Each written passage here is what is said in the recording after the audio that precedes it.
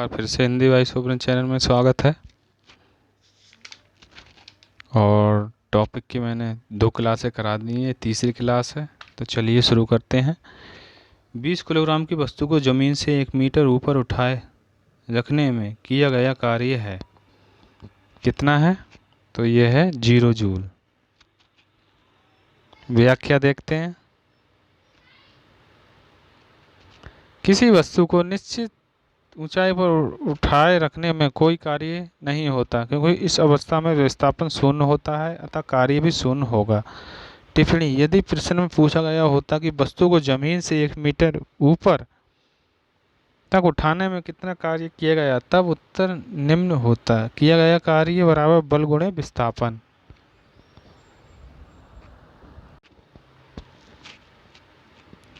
द्रव्यमान गुणे त्वरण गुणे विस्थापन। तो 20 8.9.8 गुणे 1 यानी 196 जूल। ठीक है। अगला, 20 किलोग्राम के वजन को जमीन के ऊपर, ये एक ही पॉइंट है दोस्तों।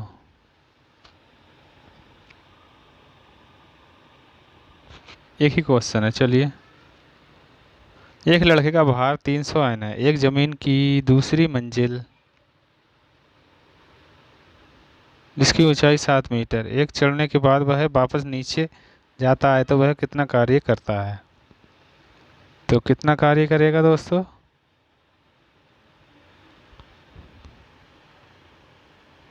तो ये शून्य कार्य करेगा। ठीक है। अगला,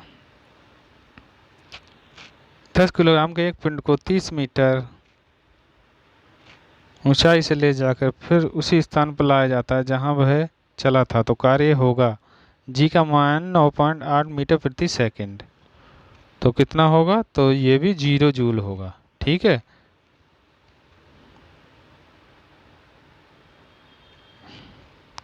एक व्यक्ति एक दीवार को धक्का देता है, वह विस्थापन करने में असफल रहता है, तो वह कार्य कैसा होगा? कोई कार्य नहीं होगा। इम्पोर्टेंट क्वेश्चन है। एक उड़ते हुए चक्के की प्रति से घूर्ण किससे मापी जाती है? किससे मापी जाती है? तो ये मापी जाती है एनेमोमीटर। Option number B.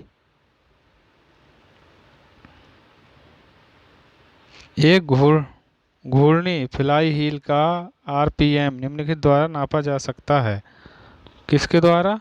तो ये स्ट्रोबोस्कोप। Option number D. एक फ्लाई व्हील एक समान कोणीय त्वरण के साथ घूमता है। इसके कोणीय वेग में 10 सेकंड में 20 आर रेड प्रति सेकंड से 20 आर रेड प्रति सेकंड की वृद्धि हो जाती है। इस अवधि में वह कितनी बार घूमता है? तो कितनी बार घूमता है? तो ये घूमेगा 150 बार। ऑप्शन नंबर ए।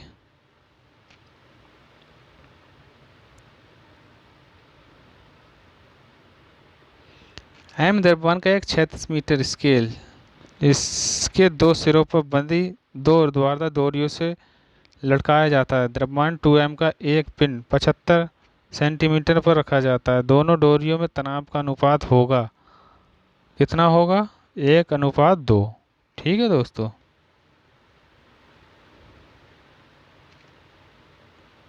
निम्न में से किसमें गतिज ऊर्जा नहीं है? किसमें गतिज ऊर्जा नहीं है? तो बहते हुए पानी में गतिज ऊर्जा नहीं होती है। ठीक। अगला पॉइंट,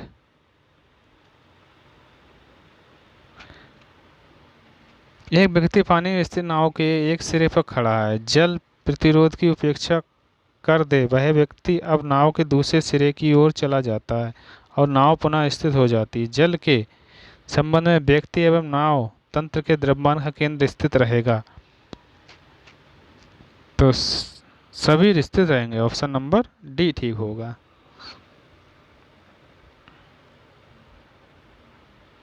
ऐसी प्रणाली जिसमें लंबाई के लिए मीटर का राशि के लिए, किलोग्राम का समय के लिए, सेकंड का ताप के लिए, केल्विन का विद्युत तरंग प्रवाह के लिए, एम्पीयर का प्रकाश घनत्व के लिए, कैंडेला तथा पदार्थ की मात्रा के लिए मोल का उपयोग होता है, तो कहते हैं, क्या कहते हैं दोस्तों? एसआई प्रणाली।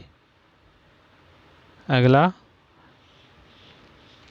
जब एक चल वस्तु की गति दुगनी की जाती है तो उसकी गतिज ऊर्जा कितनी होगी?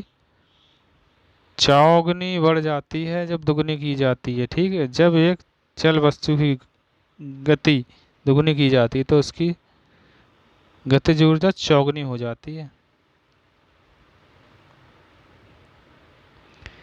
जब एक पिंड की गति दुगनी हो जाती है तो इसकी गतिज ऊर्जा कितनी गुनी होगी? 4 गुनी होती है। ठीक,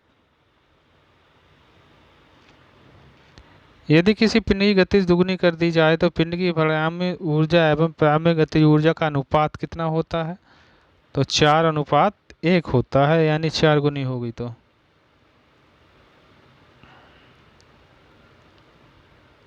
हीलियम परमाणु हाइड्रोजन अणु से 2 गुणा भारी है। 298 K पर हीलियम परमाणु की औसत गति ऊर्जा है कितनी है दोस्तों? तो ये हाइड्रोजन अणु की जितनी ही। Option number B. यदि किसी कण का रैखिक संवेग दूना कर दिया जाए तो इसकी गतिज ऊर्जा होगी चौगुनी। Option number B. कितनी बार ये क्वेश्चन आ चुका है। किसी गतिज पिंड का वेग आधा करने से उसकी गतिज ऊर्जा हो जाती है, कितनी हो जाती है? चौथाई। अगला, यदि दो द्रव्यमानों के बीच की दूरी दोगुनी कर दी जाए तो उनके बीच गुरुत्वीय आकर्षण होगा कितना होगा? 1/4। Option number D. किसी वस्तु का संवेग केवल द्रव्यमान पर निर्भर करता है? द्रव्यमान पर निर्भर नहीं करता, द्रव्यमान और वेग पर दोनों पर, केवल वेग पर निर्भर करता है। तो इसका सही आंसर ऑप्शन नंबर सी।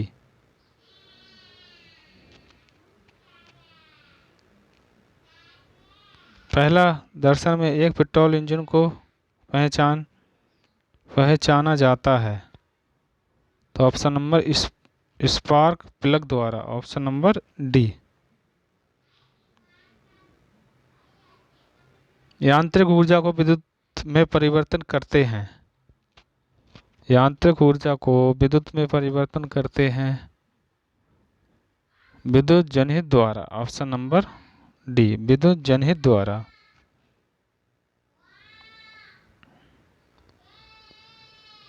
प्रतिदिन 8 घंटे जलाने पर 100 वाट के 10 बल्बों की मासिक खपत होगी कितनी होगी?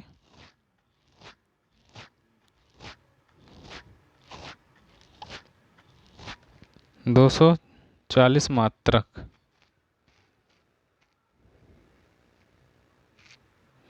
मासिक खपत ज्ञात करने के लिए कुल वाट खर्च को घंटों से गुणा करके 1000 से भाग देकर ज्ञात किया जाता है। यूनिट बराबर एक दिन का खपत 100 गुणे 10 गुणे 8/1000। तो ये कितना हो गया? 1000 गुणे 8/1000 यानी 8 यूनिट। एक दिन में खपत होता है 8 यूनिट, तो 30 दिन में 8 × 3 = 24, 240 यूनिट। सूक्ष्म सेल में जो ऊर्जा संग्रहित होती है वह है कौन सी है? रासायनिक ऊर्जा। कार्य करने में मानव शरीर द्वारा उपयुक्त ऊर्जा होती है कौन सी? रासायनिक ऊर्जा। अगला, जब एक वस्तु का वेग दुगुना हो जाता है तो इसका संवेग दुगना हो जाता है। Option number B. दोस्तों क्लास यहीं समाप्त होती है।